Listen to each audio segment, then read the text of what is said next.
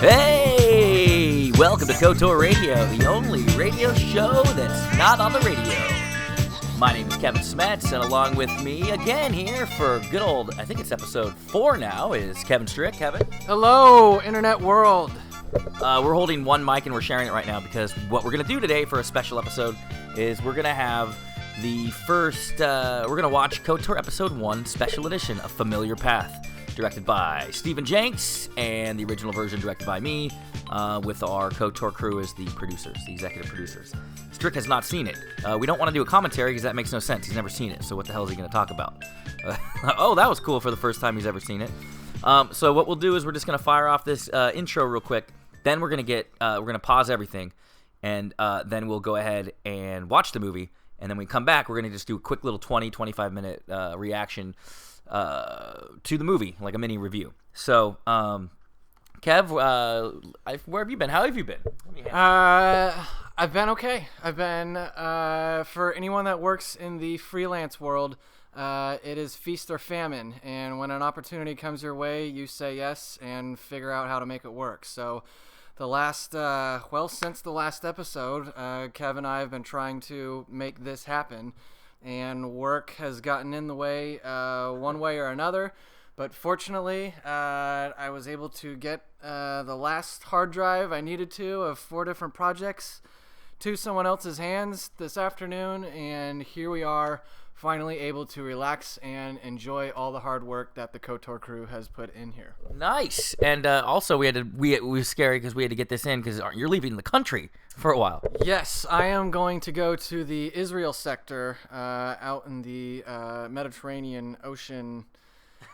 I was gonna say planet Israel in the Mediterranean sector. Yeah, but I think I saw where you're going there with that one. I slipped on that. But yes, I am going to travel across the other side of the globe to Israel for 2 weeks.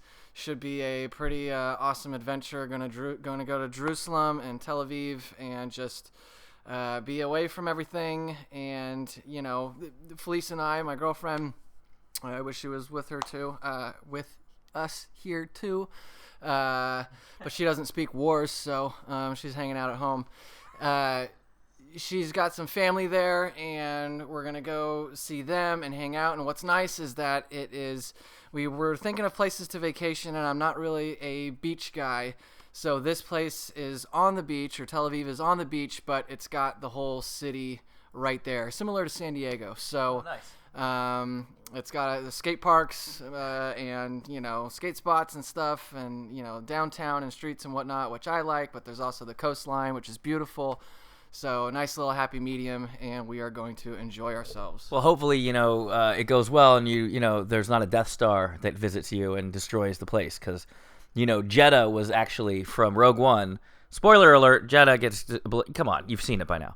But Jeddah was kind of patterned after, like, Jerusalem and all of those, like, holy cities. Sure. Well, fortunately, all the fighting is happening down on the southern border, and where we are is a little more insulated. A little more safe. So Saw Gerrera and his cohorts aren't going to launch attacks against the Imperials? Hopefully not, but if I see them, then I know what to do. Yeah. And also, I like how I'm totally... comparing a huge, horrible, real-world war kind of thing and comparing it to Rogue One. But, hey, that's what us Star Wars nerds do. Well, good to have you here, Strick. Also, if you guys... I think I haven't posted it to the group yet. I was on a run yesterday and saw a bunch of people with Star Wars posters on my run near the beach. I'm like, that's weird. And then I noticed that someone was signing them, and it was Andy Serkis. He was signing, like, posters for, like, these guys that were they probably knew someone at the hotel that, like, called and said, hey, dude, Serkis is here, because they had, like, 6 or 7 posters each. And, like, he was so nice. He was signing each of them. He didn't complain. There's a video out there of George Lucas, like, stopping signing them because he's like, come on. You're not needing 6 or, like, 16 autographed pictures of me. Like, he knows they're selling them on eBay. It's kind of sucky, by the way, that they would go ahead and, you know, just ask him. But he obliged. He was signing all of them, so I didn't have anything. So I was just like, hey, man, when he was done, I knew that I can probably be safe to ask him because he was doing all those autographs. And I'm like, hey, can I just snap a quick picture with you? And he's like, sure. And then I was all sweaty from my run, and I'm like, dude, I'm sorry, I'm kind of sweaty. I'm just a big fan. And he's like, no worries, mate. And he still put his hand on my shoulder, which I thought was like, cool, man. Nice. Caesar / Gollum / Snoke. No, I was gonna say, did anyone ask him, to do a voice or one of the? No, I mean I wouldn't do that. Like, I mean I kind of wanted to do my Gollum, but to like be like stupid fat hobbitses and pounds. But I didn't do it because I was like, come on, he's more than that. And I'm mad because I wanted to say like, I hope you win an Oscar for all the hard work he does. Because like, a lot of people think it's probably doubtful because they'll never have a motion capture. But as I ran away, I was like, thanks, man, I'm a big fan. Like, you just made my day. And he was so nice, dude. Yeah. Snoke, guy. Well, Snoke. Never say never. Motion capture, enough people fight and enough people say this is what's relevant in Hollywood movies, then... Yeah, that's true. I mean, I wanted to, like, pitch him my Snoke theory, but I don't really have a Snoke theory, but I just wanted to say that I was able to say a Snoke theory. I joked on Instagram I gave him a Snoke theory, but I didn't really. But yeah, he was really cool. So Andy Serkis, like, if you're I'm sure he's a huge fan of KOTORadio. It was nice to see you, and look forward to seeing you randomly again. He's the nicest dude ever. If you guys ever run into him in any situation or a convention, he will be super nice to you, and he didn't have to do that. And so last but not least, we're going to prep you for the episode 1 viewing. I just want to remind you, Jenks is the director of this. He worked with JC on the whole movie. I did the original, obviously, and then, of course, I had final say on a lot of these things. They were sending me clips, and I redid all of Logan's voice. What I'm most excited for you, Kev, is I got the original script that I did in 2006, and I went through it, and I was basically whatever the Xbox options were, I would read it. Because at the first, I was like, I'm just doing like a translation of the game with my own twist, but I didn't really inject a lot of Logan in him. I started getting more comfortable halfway through the movie, and that was during the music part. Nice music you've got here with Davik's music, which is just now a running gag. Making Logan more of a character. Yeah, and that was about halfway through it, and then I got a little more comfortable by the end, and then obviously with episode 2, he had more personality. Well, this time I was able to go back, so, I mean, he is almost a page 1 rewrite, so I'm looking forward to seeing what you see. We were joking that he's kind of like Logan Star-Lord, because, like, there are some lines that, like, I could just see Star-Lord saying from Guardians of the Galaxy. Yeah, you'll see. There's one that, like, I forgot. So I recorded a lot of these ages ago and then gave them to Jenks. And when I finally, like, watched it down and after the premiere or whatever, and I was excited, had a couple beers and I was watching it, and there was, like, a line, not tooting my own horn, but there was, like, a couple lines that I completely forgot I said that just come out of nowhere because I'm so used to the old 2006 version. Whoa, that was, hilarious. Speaking of 2006, you know what I'm going to be looking for? They're not in it, and I have to hate to break it to you. They were in it. Jenks had hit points in it during the pod race, but it looked like an error in the movie, and I had him take it out. But there is another option for him to put it in for the Blu-ray release, so there still we have a place where we can put it. He just put it in the wrong place, or JC did, and it was going to take too long to put it in. Like there's a part where they're watching the pod race on a monitor. That's where it can be, but it wasn't there. It was like in an actual shot, and I think they were trying to make it look like it was coming out of the cockpit. But to me, it just felt like, oh, that's an error. Like, that's blatant error. So, hate to disappoint you. We were joking about that, so I was going to preface that. It's all good. I mean, for those that aren't aware, it's been a running joke between Kevin and I for quite some time now, since 2006. Yeah. I always liked the old hit points in the old game. I like the idea of just seeing that we are doing watching Kevin play the game and how he would play the game. And... as JC and Jenks and Brandon have come along and been able to, hack into the game and do make this whole special edition possible. That was one of the things that got nixed in this new special edition. But I bug them that it's the OG. We are going to put it in there for you. We were sorry, and it was my final call. Sorry, but we'll get it in there.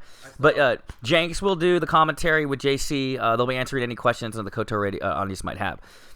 Their commentary will be more technical and more, I call it .core, because they'll just talk .kor, like, oh, get the .kor files, which doesn't exist. But whenever they're chatting about it in our crew group room, they're always saying weird file names and stuff, like all the hacking stuff. It's like I want to know what they're up to, so they'll tell me, and I try to understand it, but I never understand it. But I couldn't do it without them, so I always say, "Oh, .core files. Okay, you guys handle it. Just find .core." It's hanging out next to readme.txt. Yeah, readme.txt and then a couple DLL files. Nerd talk.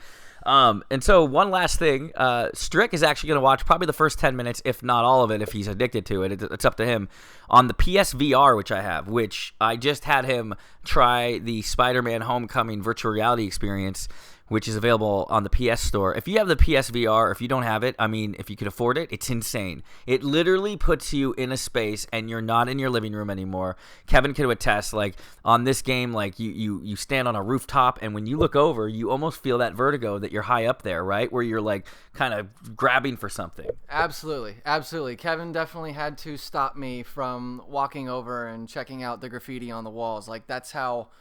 It was so vivid, and I just wanted to go over and see, the texture and stuff. But, you physically can't walk over to the walls, Otherwise, I'd be running into his couch and making a fool of myself. But the Batman game has they're pretty good about designing the areas where, like, if you're on the balcony, that's your area. Like, it maps out, like, see this carpet here, and it will try to, like, make you obey the rules of what you're looking at. So if you run into a wall, that means you're close to your couch. But, like, it also has it where you're in a cage at one point where you can, like, tilt your head to, like, look, you're in a 3D space. You can walk 2 steps forward, 2 steps backwards, and you do move in that space. It's related to what we're talking about right here, by the way, because he's going to watch KOTOR Episode 1, at least for a little bit, on Cinema Mode, which is a YouTube feature, which literally...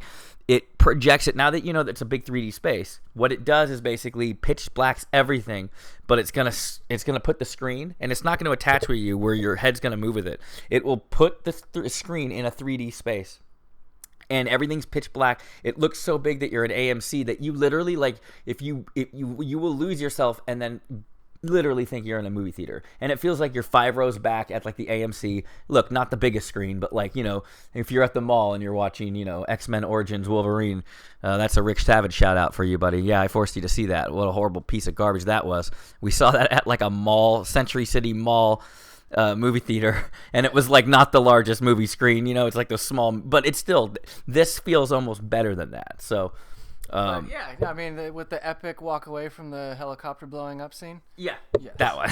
That one, and Deadpool, which Deadpool, the Merc with the mouth, where they sewed his mouth shut at the end. That makes a lot of sense.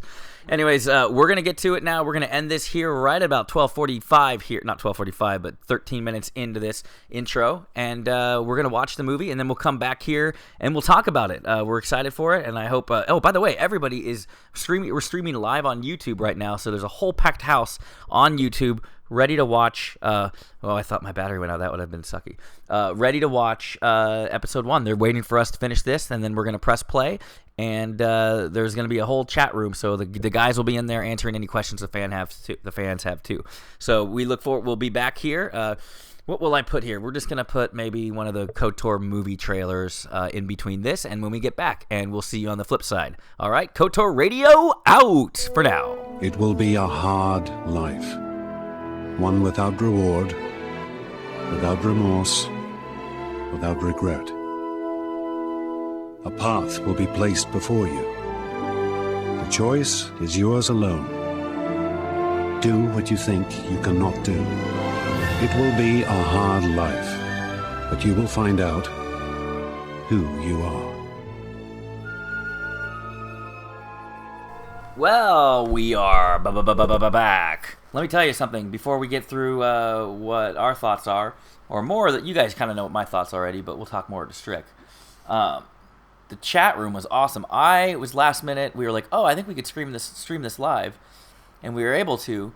And I am shocked. We had look, it's small numbers in the big scheme of things, but 30 people watching at the same time, all in a chat room.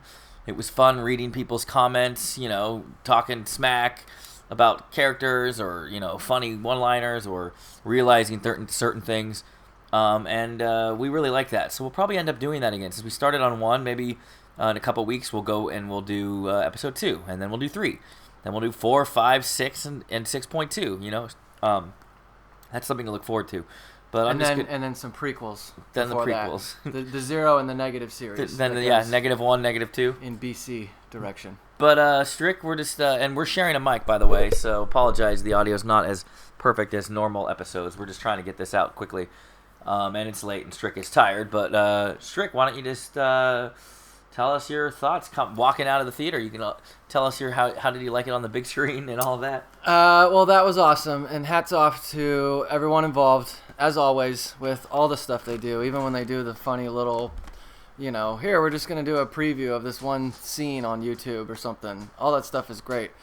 It was like watching a new movie. Granted, the last time I saw the original edition of this was, in fact, over 11 years ago. But this was very clean. It was the production value on this was amazing. Everything was really good colors. The graphics and the imagery was very crisp and clear, and I enjoyed it. It was like watching another brand new KOTOR movie. So that was rad. Any Star Wars fan, I think if you just like Star Wars in that world, and you don't necessarily know anything about Knights of the Old Republic or anything like that, it fills you in enough to just get you by and dip you in this little microcosm they've created for themselves, and have fun with it. What do you think about, I think sometimes the best ads are the ones you can't even notice. So I think there's a lot of things you probably didn't even notice, like in-game CGI that was replaced and stuff like that. And I think Jenks and JC did a good job at that.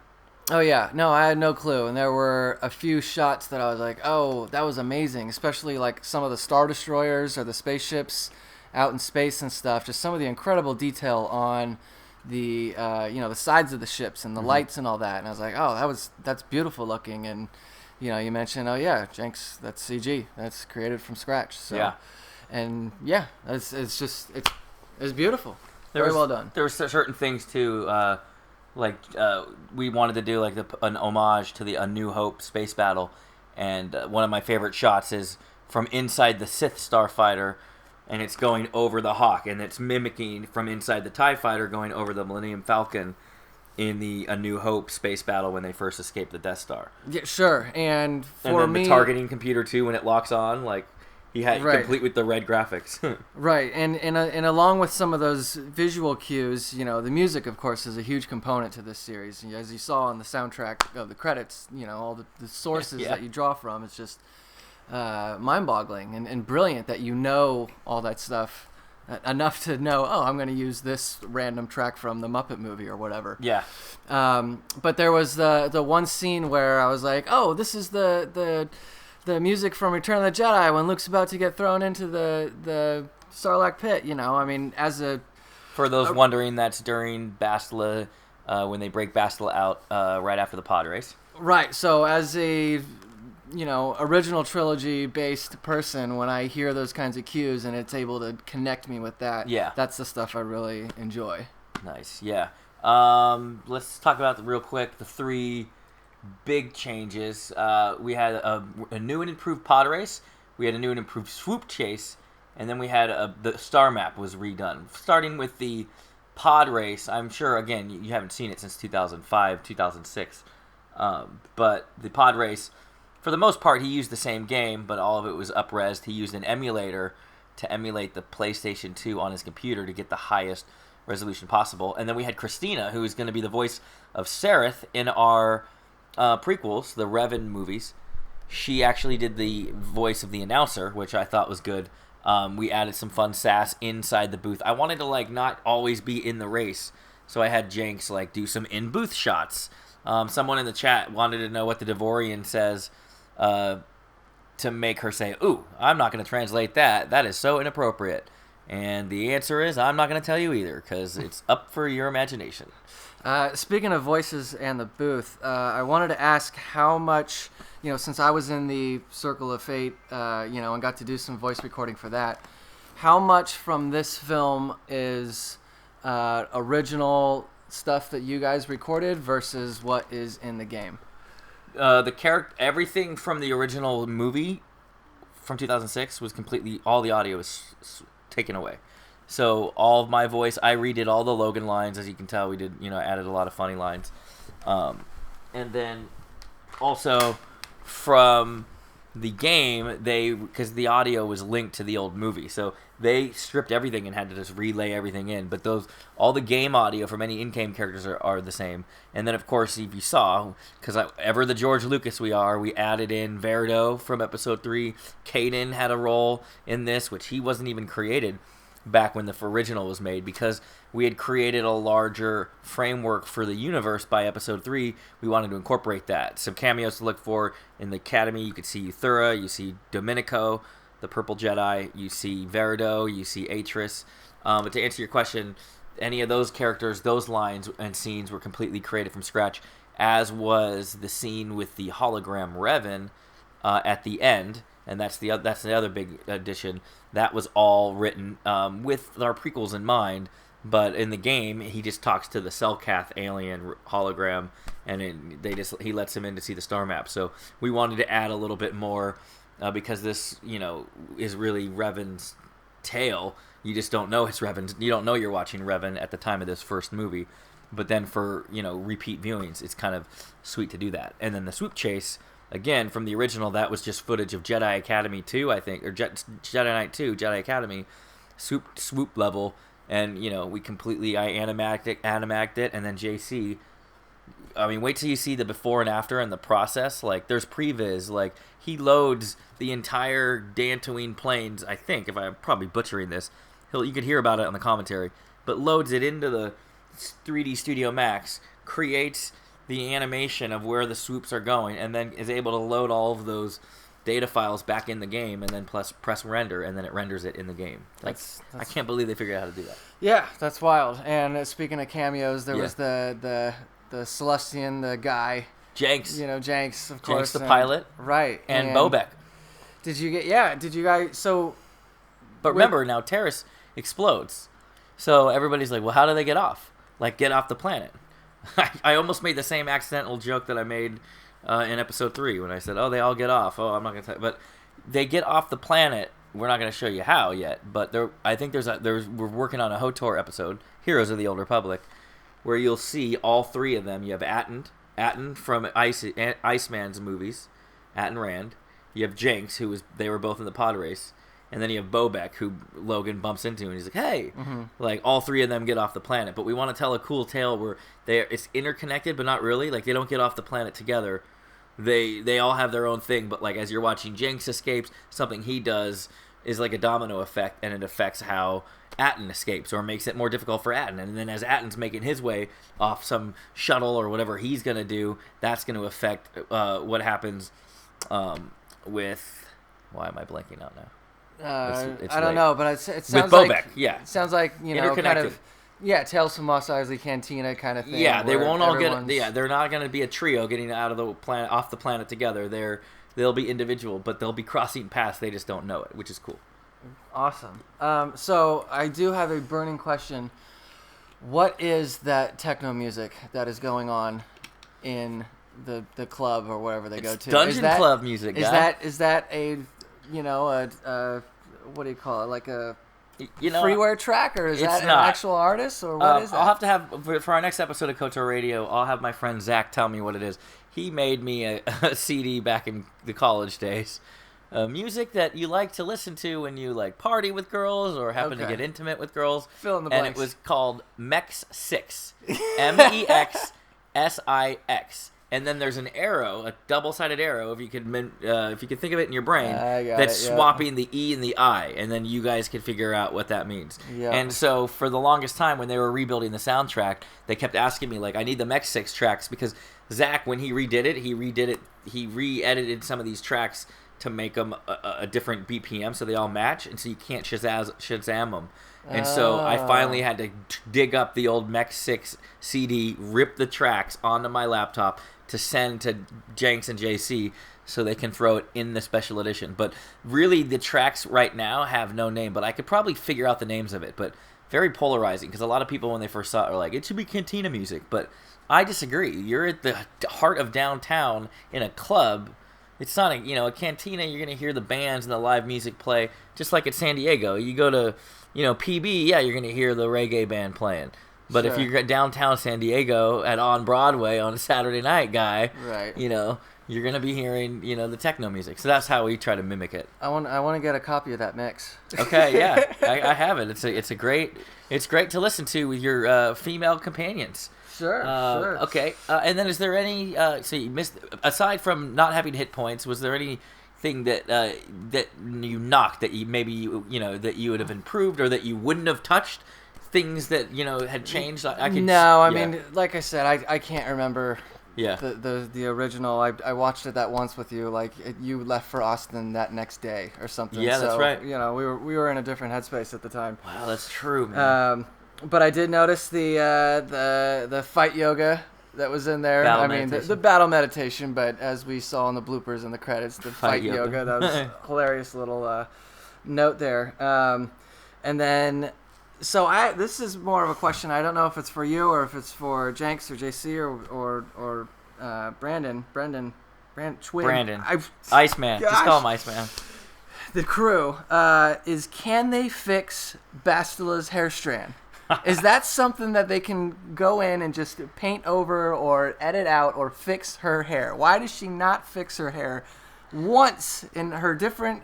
Of all the different hairstyles and outfits that she's in throughout all these movies, there's this strand of hair that's going across her forehead that just never leaves. Like a horizontal, right? Not the other side, yeah. No. This has been bugging Strick for literally 3 movies, probably 11 years of his life. They could mod everything. They have you could throw stormtroopers in KOTOR now. I remember I played with Darth Maul one time on the PC version, and that was like 7 years ago. They can do all these mods, but they can't fix her hair strand, huh? We'll put you guys on blast for that, Jenks and JC. Iceman, maybe for the prequels, because Bastila will show up. We'll find out how she got that long hair. I'm losing more sleep than Anakin on Coruscant. Oh wow! Is that where they are? Coruscant, when he has the nightmares? Or yeah, is it? And Naboo. Well, Naboo in episode 2, but then in That's 3, what I'm thinking but in 3 he can't sleep. Okay. Either. Man, he's just having some trouble. Yeah, he's having a bad get time. On that Ambien. Well, thanks. It was fun. Wait, one more thing. Hold on. We can't end this without saying. All right, I saw that last frame. Special edition. Oh god. So you're gonna do this. You guys are really gonna do this? Yes, we are. Now that 1 is so high depth, like 2, the MagFest edition, the first half an hour or 40 minutes we really did up res, but a lot of it was still the Xbox footage. Jenks didn't want to do it at first, but then but then after he finished. He was the one that was like, he made that trailer. He always said, oh, I'm not going to do it. He surprised me with that trailer, basically to reveal to me that he wants to do it. So, look, we're going to really focus. We're going to move forward with the Revan prequels. We don't want to keep living in this world of the 3 because I still think Episode 2 stands well on its own, the YouTube versions. But eventually we want to take the MagFest version, which was condensed and good high res up to the point. He's going to merge that with all new high res, but then have our extended edition. The original version of Episode 2 was 2 hours and 30 minutes. Then I cut it down to 2 hours and 10 minutes for the first release, and then the MagFest version was 90 minutes. Right. We cut out an entire planet, basically. Right. So we're going to get all of it back online into the high quality. But the main thing is we don't want to do that until after Episode 1 has its run here. But also we want to get Revan going. Our goal is Revan, and it's just going to be on the side. And, whenever Jenks works on it, but he's not making that the priority. The priority is going to be the Revan movies. And then once I get all the equipment here, we still haven't forgotten about the Kevikin project. That was my next question, is where's the Kevikin stuff? Kevikin project just put a halt because of the summer. And then I went to Europe, and then I came back and... gained a little Europe weight, so the Anakin robes don't quite fit me like they did before. I look more like Chubbakin, so I'm back to my fighting weight before Europe. But in order to get in the costume, because I purposely got it smaller, I need to be a little more svelte. So I got some work to do before I can actually start getting in front of the camera. It's a $10 word. Yeah, thank you. Good but other than that, the only other thing I want to say is for the KOTOR fans. There'll be a longer commentary from Jenks and JC. We'll call that the .core commentary, or the real geeky one, because They're going to know all that stuff for you tech heads that want to know how to mod or how to make your own KOTOR movies, which is great. And then I'll end up doing a commentary myself, probably, where it will be just me reflecting on how I did it in 2006 and how it was different, things that I would have changed, things that I didn't change. And we might even do a fun one with some of the cast members too, that maybe just get everybody drunk and then just watch the movie and record them all and see what they say. So we got that in store. The next couple things, though, we got, besides more KOTOR radios, of course, Strick, we want you to have a safe travels over there in Israel, in good old Jeddah. But aside from that, in the meantime, we're going to release a cool video coming soon that's going to reveal and intro a lot of the characters from the Revan prequel. It's kind of like when Vanity Fair releases the pictorial for all the new characters in The Last Jedi. Mm-hmm. We're going to do the same thing, but video form, and each character has their own musical theme, so we're going to establish that so people can see and get a feel for musically how the movie is going to be. It's going to be real special. I'm really looking forward to the prequel. And then, of course, after that, we're going to start working on, this is a big reveal, I guess, there's a whole sequence, and all I'll say is, I said it in the chat today, there's a whole sequence in the opening of the Revan movies where it's just before the wars begin, and we have a chance to have a high adventure type scene like before the horrors of war start, Even in these movies, like they went on an adventure, but it was kind of like with the weight of the galaxy with them. They had Bastila and like Malik and stuff. There's a scene that's kind of localized, and I won't get too much into it, but it involves a hover train. It involves a high-speed chase. It involves flying Drexel creatures.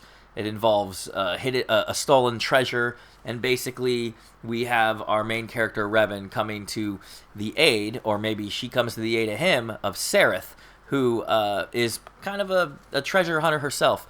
And they get into a very exciting sequence that I don't want to spoil too much about, but just say, to show you guys how much Revan's going to be different and how we are showing how much original stuff we're going to have. I mean, they're creating modules. The hover train doesn't exist in the game. We're creating that from scratch. There's a part where they run through a lobby of a hotel and go up to a rooftop, like we have a rooftop chase. These rooftops don't exist in the game.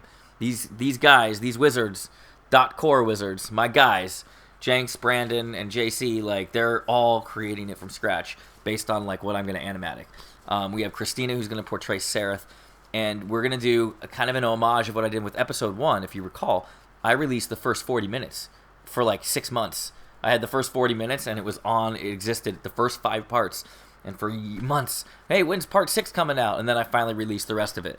So what we're going to do is we're going to release like 12 minutes of Revan part 1. Like, not even the opening of the movie, it's just going to be its own scene, almost like a short film, but it is actually a scene from the movie, and it will live as its own big clip. That'll be our next huge release, and that's going to have the full power of what we're dealing with, so people get an idea of just how unique and creative.